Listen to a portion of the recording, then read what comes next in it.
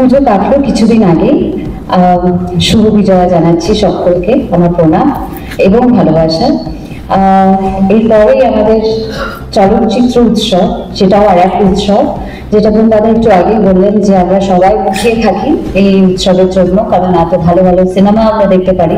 সবসময় সেই সুযোগটা হয় না, যতই ওটিটি প্ল্যাটফর্ম থাকুক, কিন্তু সবকটা সিনেমা তো ওখানে হয় না। খুব উঁচু মানের সব ছবি এখানে সিলেকশন হয়েছে। আশা করছি সবাই এসে দেখবেন এবং এই চলচ্চিত্র উৎসবকে ভীষণ ভীষণ সাকসেসফুল করে তুলবেন। মঞ্চে যারা আছেন তাদের সবাইকে আমার শ্রদ্ধা, ভালোবাসা, এবং এখানে যারা পোস্টিং আছেন তাদের সবাইকে। আসলে আমাদের পরপর উৎসব চলে কলকাতার পশ্চিমবাংলায়।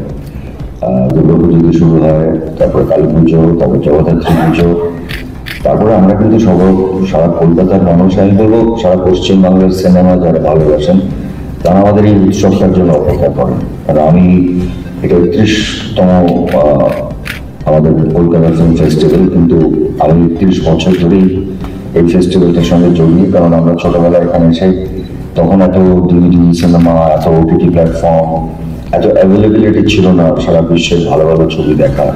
তো আমরা এখানে, আমার এখনো মনে আছে ফলটাই আপনাদের এখানে এসেছেন, আমরা মাটিতে বসে ছবি দেখতাম, কারণ অত ভালো সিনেমা দেখার সুযোগই আমাদের এখন হতো না। এখন যেটা অনেকটা সোজা হয়ে গেছে, কিন্তু তা সত্ত্বেও আমার মনে হয় কলকাতার যারা সিনেমা লাভার, যারা ভালোবাসেন সিনেমা দেখতে, তারা কিন্তু উৎসবটার জন্য অপেক্ষা করেন।